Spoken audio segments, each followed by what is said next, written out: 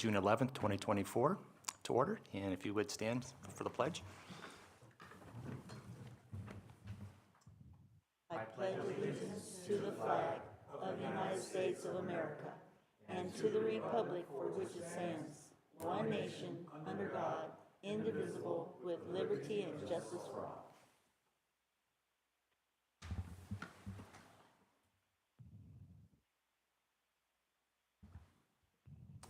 Ready for roll call. Carrie? Vice Chair Burton, Present. Commissioner Puppy, Here. Commissioner Ragsdale, Here. Commissioner Kupsick, Here.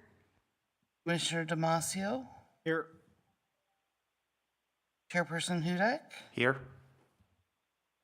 Alternate Hester,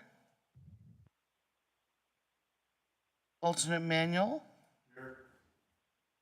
Alternate Belshi, Alternate McDonald, Alternate Bassler, Here. Alternate Trupiano. Thank you. We have alternate Belshi, alternate Bassler online for districts 5. Gotcha. Thank you. Next item is the approval for the minutes of the May 28th, 2024 Planning and Zoning regular meeting. I make the motion we accept the minutes as presented. I'll second. We have a motion and a second. All in favor? Aye. Anyone opposed? Aye. Thank you. Meeting minutes approved. And then we're going to head into our regular agenda. Item 3A, the Sundance Station Multifamily Site Plan, PLZ SP 2200044. Mr. Copeland.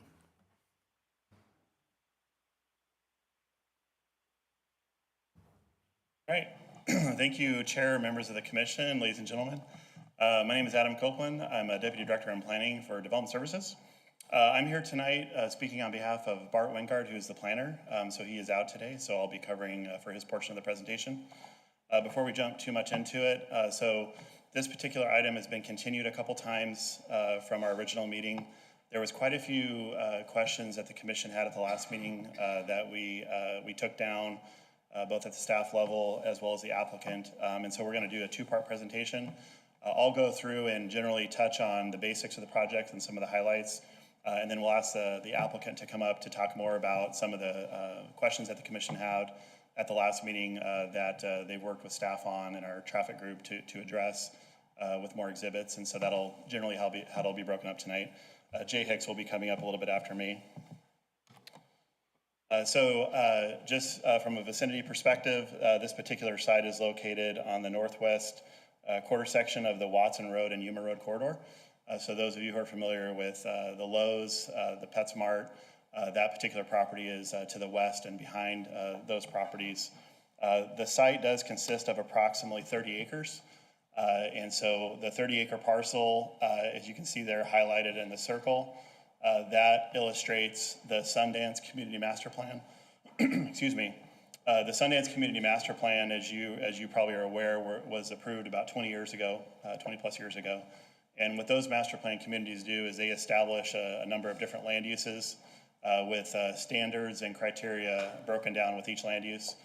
When this particular community master plan was approved, that area that's highlighted, the 30-acre parcel, does allow for a number of different uses ranging from employment, commercial, to also a variety of different residential uses.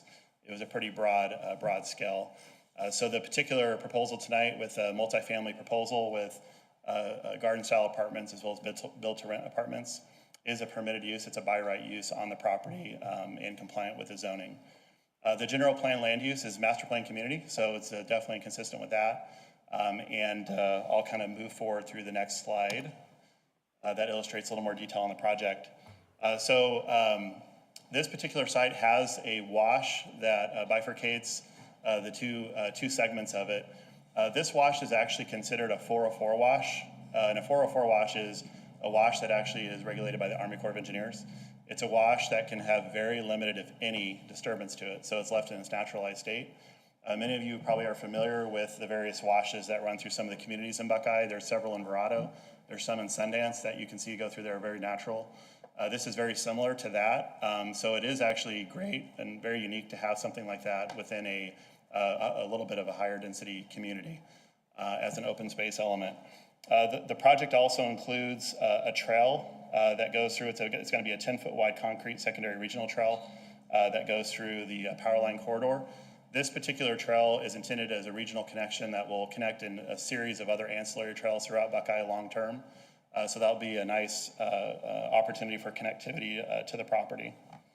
Looking at the overall open space to the site, it'll include about 41.6% of open space, which is fairly significant. Most projects that you see south of 10 generally include around 25%, so it's fairly significant on how much open space is being provided on the project as well.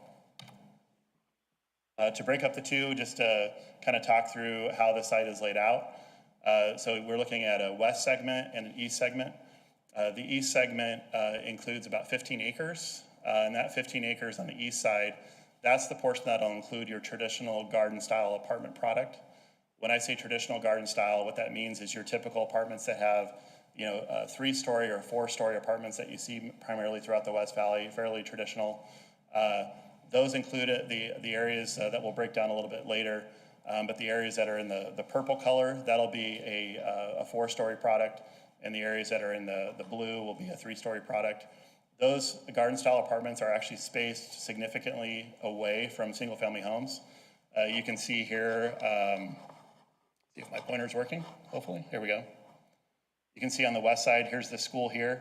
So those apartments are more on the east side of the project to help, there's a significant distance that these will be built near any existing single family residential. It's probably close to probably 600 feet or more that's spaced. The east side of the site, the east 15 acres, includes 3 and 4-story structures, and it's about 272 units. 272 units is about 18 dwelling units an acre for that portion. Typical garden style apartments throughout the rest of the West Valley, usually those are around the 25 to 28 dwelling units an acre. So when you look at what they're proposing, it's actually pretty low density overall. It's more of a medium density when it comes to multifamily on the east 15 acres. On the west 15 acres, that's going to include those built to rent units of a series of 1-story and 2-story. Those are going to be about a 9 dwelling unit an acre, so significantly a lower density for a multifamily project than what's traditional around the valley over the last 20 years. That'll be built with approximately 141 units. I probably should have went to this slide to break it down even more, but the color coding shows the areas in the yellow are going to be the 2-story, 3-bedroom duplex units. There's going to be 70 of those. And when I say 2-story duplex units, those are not going to be any taller than any other single-family home community that you see that has 1 2-story homes. It's not going to be anything taller than those. It's going to be complementary. The areas that are in the orange, there's going to be about 47 detached 2-bedroom units central to that community. And in the pink areas, it's going to be somewhat scattered with 1-bedroom duplexes. There are going to be about 24 of those. The reason why I think it's important to show the different color coding is it really defines character. So you're going to have a lot of diversity and variety in this 30 acres.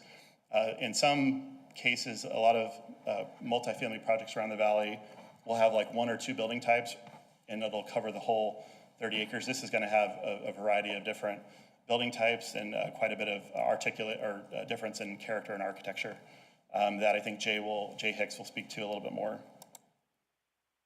So this is kind of where I transition the slide to Jay, but I do want to mention, Jay, I forgot to add those circles on there, but hopefully you can point to those. But Jay, I'll turn it over to him. He's going to talk about circulation and some of the questions that the commission had on the traffic side, and he's going to run through a series of slides and then turn it over to me towards the end. So Jay, with that, I'll turn it over to you, and thank you, Adam. Go from there. Thank you. Commission, thank you so much. My name is Jay Hicks. I'm with Dig Studio. We're at 3003 North Central Avenue. But thank you so much for allowing us to come back and basically show you on a couple different aspects that you asked us to take a look at. One was the use of the property and the traffic that it would generate. And then also just some of the circulation. We didn't really have the diagrams in place to really go over that this last time, so I'd like to go through a series of slides and actually go through those. Starting out with just the comparison of uses. And I think this is probably one of the better slides, the next one to really go through. So the proposed land use we have now is significantly less average trips, about 2,000 average trips per day, whereas if we were actually to go to commercial or employment, we're mostly in the range of about 16,000.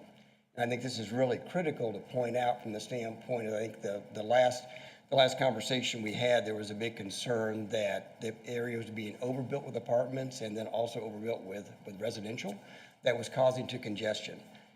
What it was actually envisioned for, way back in probably 20 or 30 years ago, would have significantly more traffic. And so this just shows on even the peak of what actually would occur. So we just wanted to show you some comparison, even though we have sort of the right to go to the land use we're using, but we thought it was really good to just demonstrate a little bit. And there's always a little misconception about how much apartments and higher density product has when it's compared to basically commercial. So we want to make sure we show that to you. The next slide is really talking a little bit more about the circulation. And I wish we would have had these slides the last go around. We just weren't expecting basically all the questions regarding those. So make sure I get the right one. Yes, good. So there's the main entrance, so Watson Road, the property sits to the very back side of Lowe's.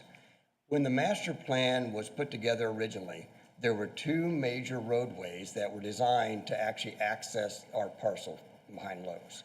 One coming off of Watson through here, and then the next one we call the North Drive, which is really an unnamed road. It's right up by Cracker Barrel is where it's at. And so those two roads do not have stop signs on them. They actually go from Watson all the way to our main entry gates. The only stop signs that actually interfere or actually cross that is north-south, and that's that sort of that smaller dash. Let's see if I get this thing to, excuse me, go back here. It's basically this area that really goes down between. The larger version of this really starts showing it really clearly now. So we still have two emergency accesses that were required, and it's down at the very south end that goes along what they call the Western Area Power Association corridor. And then we also have another pass-through that will be just for fire and any kind of emergency vehicles to make sure that this top area is easily accessible. Both the orange, where you see the orange dots, both of these entrances, even though this is our primary entrance, just because it comes into the visitor center areas, basically where they actually lease, and then also the clubhouses, are all egress and ingress. And so the same thing on the north side. So tenants will actually, or people that actually live here will be able to either, one, enter or exit at both of these areas, okay? We still anticipate that the majority of traffic will actually come through this area out to, on Sundance, out to Watson. That we also anticipate that there will be some traffic that will exit and enter on this North Drive, and either one, a left, basically a right in, a right out, and then it continue on from there.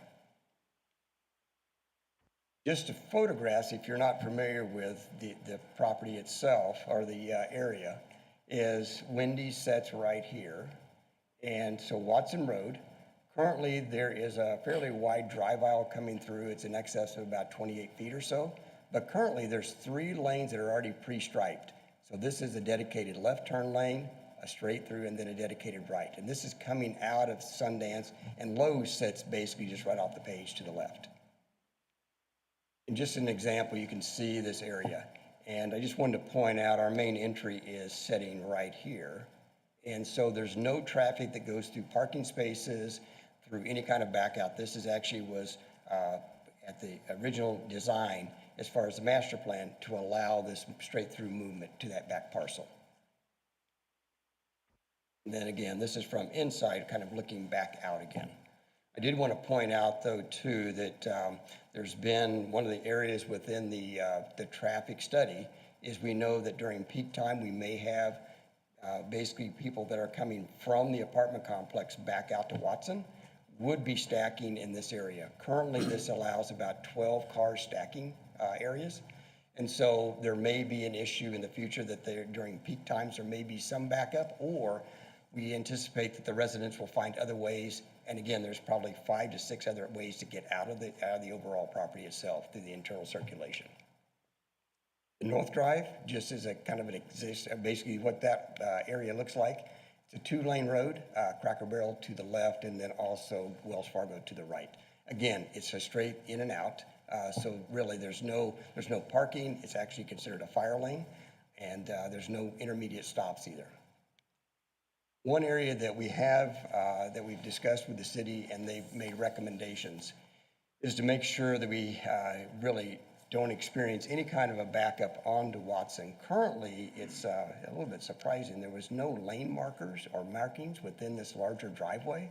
So they're recommending that we actually make a dedicated right, and then also a dedicated pass through with a left. And then also one that didn't make it onto this diagram was to actually extend this lane split as far back as we possibly can, just to start training people to get into the left or the right lane. And mainly that is to make sure we never have a backup that actually occurs onto Watson.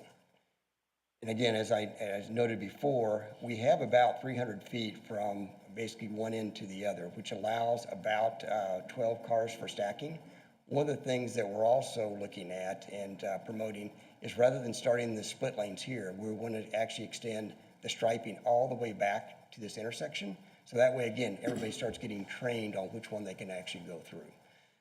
So that's pretty much everything within sort of the zone. And again, the only stop signs that actually occur are on the north-south movements, coming either out of Lowe's or up from basically the shopping center to the south. And then just to wrap up a little bit, Adam talked a little bit about the product type. My understanding is that basically the city was able to kind of view and actually tour one of Modus's projects called Arcadia Views, is that correct?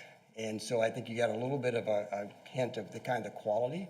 And that's what's really been exciting about working on this project, is the ability to not only, work with sort of a multiple type project as far as just the type of units, but also just the quality. And so this starts showing a little bit more about, the apartment complex. We alluded a little bit to the build to rent. As you all know, a lot of the build to rent product has received a sort of some negative press about it. And a lot of times it's been because it's basically like barracks. They're all exactly the same houses. So we have basically 1 and 2 stories. We have a couple different varieties of that, even a townhome product and a garage. So that's pretty unique, I think, in the overall mix. And so I think from that standpoint, I believe we've done a really good job of how this whole thing will come together. And then hopefully I'll just yield the floor and answer any questions regarding traffic concerns. Adam? Yeah, and thank you, Jay. And I think, it's important for staff when there are questions for commission, as we continue projects, and their team over the last month, they've had several meetings and discussions and had a lot of technical documents submitted where we could provide some of these numbers to kind of truth up, what this density actually looks like. If this particular project was, at 25 or 28 dwelling units an acre, those numbers would be a lot higher. But with, having that, the lower density, the lower tier, more on the medium density side, those numbers, I think, resonated with us on really seeing what the difference is with if you had a traditional commercial development compared to the multifamily. From a land use perspective, just talking about just land use and how does this make sense? That whole center, it's a regional shopping center, and our goal, primarily when you have a multifamily project or if you have more concentration of density, you want them in areas where they can walk, they're within close proximity to services, to retail, to grocery stores. And so, obviously this was planned 20 years ago, but I think this particular site, even from when I started here, and Sean probably has some history, we've really been gravitating more folks to have a little more density in this area, especially in that area, because it's not really ideal for, there's very limited product types that would probably be interested in locating there. So staff is recommending this project for approval. Jay and his team work very closely with our team on design and architecture, and our economic development department has a lot of history with Modus going back even into their work in Scottsdale. So they came out here and had a lot of support from our economic development team, to bring a higher quality product to Buckeye that would help, benefit our retailers, and as well as bring a little higher level of quality for alternative housing types into Buckeye. And so I do have one, just my last slide is our recommendation slide. Staff does recommend the Planning and Zoning Commission approve the site plan with subject to conditions A through Y. I'm here, Jay, his team is here, and John, I know John's here, but I have to actually go back and look and see if he's there. So John Willett is also here, who can help with any questions that you have. But with that, Chair and Commission, that does conclude my presentation, and we're happy to answer any questions you may have. Thank you, Adam. Thank you. Appreciate that. And Mr. Hicks, thank you for your detailed presentation. Very, very helpful. Thank you very much. We'll take comments from the commission at this point, and we'll start virtually with Commissioner Bassler. Yes. I heard what you said. I still have 3 issues. I work with Citizens on Patrol, and I'm in that area of Lowe's and Walmart quite a bit, and I very well understand the traffic flow that goes through there. You are correct. The exit that is south of Lowe's is a straight one all the way to Watson Road. It already backs up without the extra traffic. It is already backed up. There are 2 stops on that road, crossing that road. The first one is at the corner of Lowe's.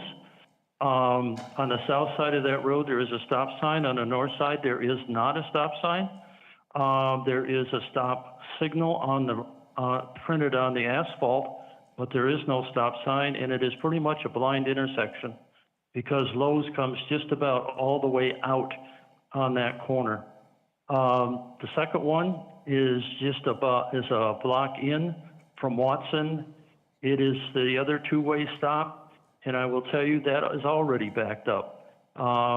Traffic trying to go across that road is backed up, and it's backed up because it backs up at the light past that intersection.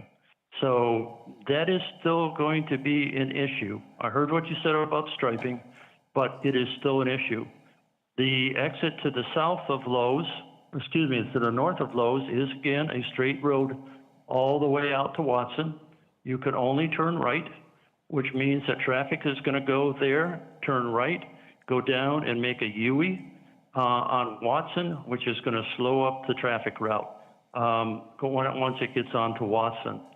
The alternate route that you had on your map is 1 block west of Watson. It parallels Watson, and it will put more traffic on that 2-way stop, which you are using as your primary exit. So I'm still not comfortable with what you're doing and what you're talking about, even though you're saying that the density is lower. Another concern I have is that this will be the 4th high-density project within a square mile of the corner of Watson and Yuma. We already have the small rental houses on Sundance Parkway. They are starting to rent now, so we haven't seen the traffic flow. To the east of those, they are now starting the 2nd edition of that. We have the apartments that are all 3-story, not 4-story, behind Fry's, the apartments behind Fry's grocery store. Once those are loaded up, that is going to put more traffic on that intersection of Watson and Yuma. And again, they can only come out of there and go east. So they are going to be into that center section. That has the impact of putting a bunch of people in a small area. Whereas one more approval, and that is the apartments that will be on Sundance Parkway between the current rental homes and the Holiday Inn Express there. That's going to be high density also. So what we're seeing is if this is approved, 4 high density developments within a square mile of the corner of Yuma and Watson. So that concerns me, and the impact that those high-density areas will have on the one elementary school that we have that is on Yuma. That is, again, putting a bunch of stuff in a very small area.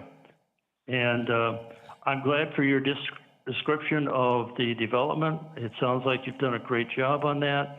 We haven't really concentrated on that because we've been so concerned with traffic patterns and other things. So I am concerned about 4-story. I'm not sure why we need a 4-story buildings in there when the ones behind Fry's are 3-story.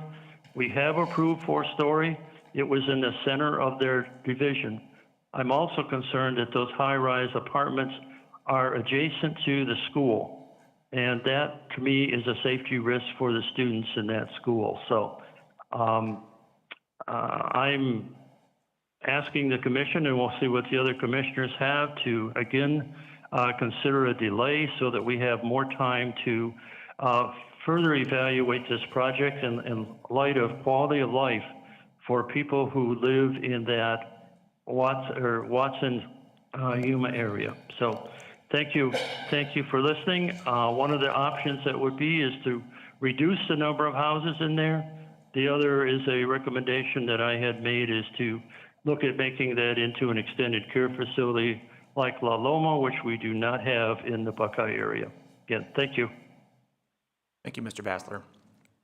Commissioner Damasio? I have no questions. Thank you. Commissioner Kupsik? I just have one question. On the main entrance and exit there at Sundance and Watson, is there any way that we could make that center lane that is a straight across, a left turn and straight, so that it might, if everybody going to the freeway, they could double up there and maybe they wouldn't back up as far? Would that be a possibility? Commissioner, I don't know if I exactly follow you, so again, that's on Watson. I think if you, let me go down to the, I think I know it. Where the stripes are? Yeah, you're talking about, oh, let me go back. This Right there. lane you want, Yeah. you're Could asking that if this be can be a both left, a right straight and- left? Oh, Straight and then left. it's like Beetlejuice. You say his at- name 3 times and he shows up. So John, can you address that? Come around. Good evening, John Willett, City Traffic Engineer, Commissioner Kupsik. Yeah, we can evaluate that. That's an option because the left turn movement, the eastbound left to go to the freeway, primarily is where they're going, is high enough. We can look at creating a left shared through right. I need to modify the traffic operation. It becomes what they call a split phase. My brain froze up for a second. Split phase, where eastbound goes by itself, then westbound goes, and then we go back to north-south. So we can evaluate that, run some models, and see if that works. In all honesty, that may be something we need to look at anyway, irregardless of this project. If the traffic volumes are already out there today and the backups are occurring, it's probably something we need to be looking at. We can do that. Other than that, it looks beautiful. Thank you for your presentation. Thank you. Thank you. Commissioner Ragsdale? No comments. Thank you. Thank you. Commissioner Poppy? I want to reiterate that that was a very well-done presentation. Thank you, sir. I like the arrangement of the 1-, 2-, and 3-story units. I think you did a very good job. They did a very good job on that. And the right in, right out is good, but yeah, I think that there definitely probably needs to be a left turn lane there at Sundance. My question is, so will it be a dedicated street or lane that goes in there that's just dedicated for the traffic, correct? Yes, Commissioner, yes. Okay, because right now it's pretty open. And right now, you can tell even by the marks on the pavement, there's not a whole lot going straight through the intersection. So that kind of tells you that it's basically, it's a future lane that will go all the way through. That's not really even being utilized now. Okay, and then the North Drive that we were talking about that doesn't really have a name, but we're just calling it North Drive, correct? Right. That will also be dedicated as a street? It is. So currently the drive exists and not much traffic is going past really this point. So that is a continuous lane all the way through. There's no stop signs other than on the north and south movements. There's a stop sign here and one there. But this road actually continues all the way through. And will continue. Thank you very much. Very nice. Thank you. Thank you. Mr. Vice Chair?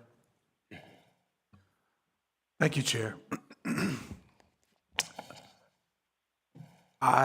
We had the opportunity to tour one of the other projects that they've done. It was a lot, similar to this, a ghost lot, that they turned into gold. It's a beautiful project. This minor hiccups with regard to the travel, but there's not very much that we could do with that property. And I think this would be a good use of that property. And in my opinion, thank you. Thank you, Mr. Vice Chair. Just a couple of quick comments. One that was shared earlier with regards to the blind corner when you're approaching the Lowe's. I wasn't sure, is there actually a stop sign from all directions at that point? And if there's not, can there one be placed if that would help alleviate potential issues on the blind corner? So we were looking at originally at that exact scenario, and we were actually requested not to put a four-way. Currently, it's two. Gotcha. And mainly because if there is a four-way stop, then there's the chance of basically literally traffic backing up onto Watson. Okay, there is a two-way, so that's fine, absolutely. And I'll also reiterate, Mr. Vice Chair, yes, a few of us on the commission, along with city staff, did get to visit another Modus project, which was iterated. That it was a very nice project, and I think this is going to be one of the nicer projects coming into Buckeye for multifamily for sure. But other than that, we also it was an opportunity to view in a variety of municipalities across Maricopa County, apartment complexes and multifamily and so forth, and seeing the density and so forth in a wide variety of scenarios. Exactly. Yes. Thank you. Even our neighbors here to the east with Goodyear and in Avondale. So those are easy to see and so forth. And so you can see multiple communities all within the same, if you will, kind of four-way intersection, mixed in with either a retail and or single family and or other commercial type uses. So having this along with the other items that are already stated there seems to be, I don't want to say the norm, but it seems to be very doable in our other neighboring cities. Although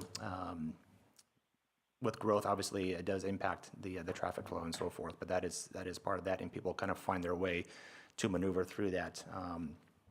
As was also shared that they would do so here within the dotted line area there and find other ingress egress that'll better suit their travel or their point of destination needs. Other than that, I'd like to give Mr. Hicks another opportunity to address any other questions that came up during our. I believe I have one that John was talking to me a little bit. Yes. So staff could continue to explore there. I think one of the questions Mr. Bassler mentioned was this particular intersection here, where there might be a blind area. That was the question. That's the corner. John mentioned we can explore that would be practical for a four-way stop because that wouldn't have a stacking issue with traffic. If there's some concern or safety issues with that, it's not existent today, but that'll be something that our city or traffic engineer would support if that was a four-way stop. And then also going further eastbound, if you look here where my mouse is at this intersection, there likely could be, this would have to be free and clear as you're going westbound. So no stop sign at this location, but if you're going eastbound, there might be an opportunity for a stop sign going eastbound at that particular area that we could look at as well. Okay. That is a private property owner, but I think it's all part of the master planning effort. So some of those traffic patterns may be recognized, and those things could be adjusted as we start to experience that, but we can evaluate that with your team as well. Okay, thank you. Mr. Hicks, would you like to add anything else? I think we've covered about everything. I really appreciate the dialogue. And again, as they allow basically to go through and really understand the circulation, I think it's helped our team immensely understand what's going on in this area. And I think we'll continue to work, obviously, with the city to make sure we have that free flow coming in and out. Well, thank you. And again, we appreciate the extra due diligence that you and your team have put together in the last few months since you first arrived. So thank you very much for that. Thank you. At this point, this is just a public meeting only, so we'll entertain a motion. Madam, if you want to put that back up to on your screen. Sure, I will scroll there. A motion for the Sundance Station multifamily site plan, PLZ SP 22-00044, as presented with conditions A through Y. I'd like to move to recommend the approval to City Council of Sundance Station Site Plan PLZ SP-22-0004 with conditions A through Y. But just a point of clarification, yours this is to approve, not to recommend, correct? Oh, to approve, Clarify. not Okay. recommend. Thank you. I'll second. We have a motion and a second. All those in favor? Aye. Aye. Anyone opposed? Aye. All right, we have one opposed and the rest in favor. Motion is approved. Thank you. Thank you. Next item is item 3B, which is the ODFL site plan with CUP, the PLZU 230008. The applicant has actually requested a continuance for this particular case, and through the, the July 9th, is that correct, meeting? So we will hear it at that point.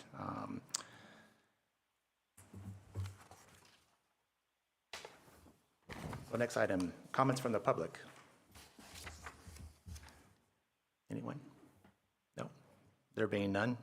Next item there, the Deputy Director of Planning report in summary. Thank you, Chair, members of the commission.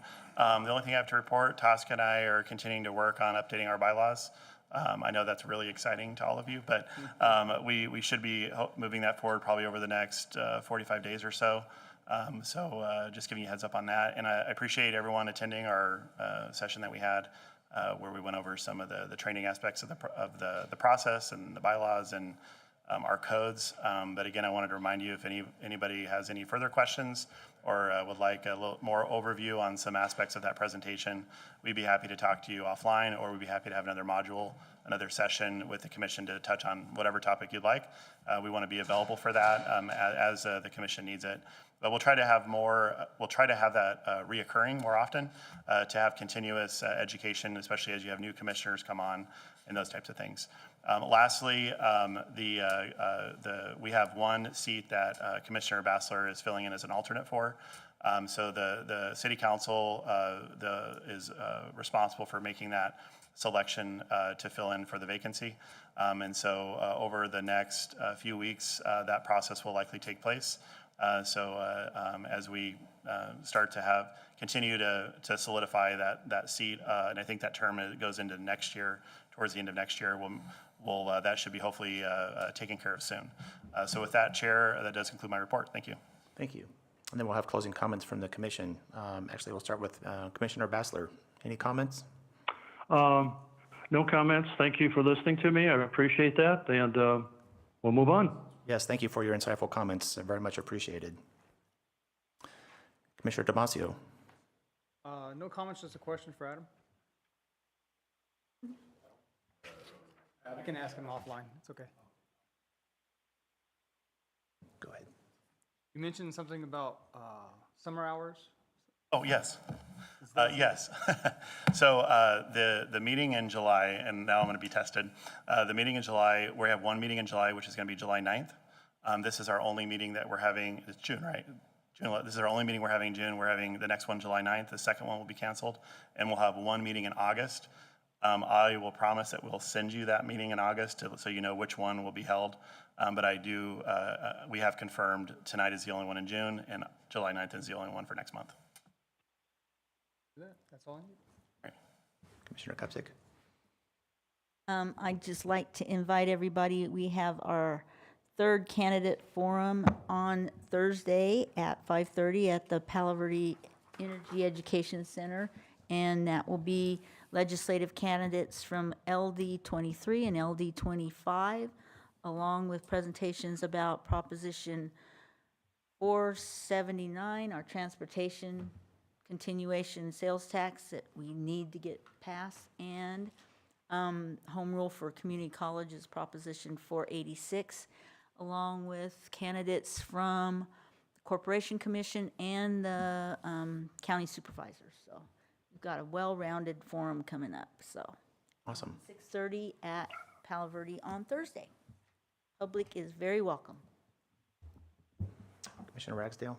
Yes, Daughters of the American Revolution will be putting flags along Main Street again.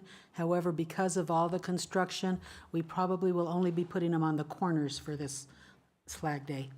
As soon as the road construction is done, we'll be back to the whole street. Awesome. Commissioner Puppy? I have nothing tonight, sir. Thank you. And Mr. Vice Chair? Chair, I have nothing. Let's go home. You got it. There being nothing further, meeting is adjourned. Thank you, everyone.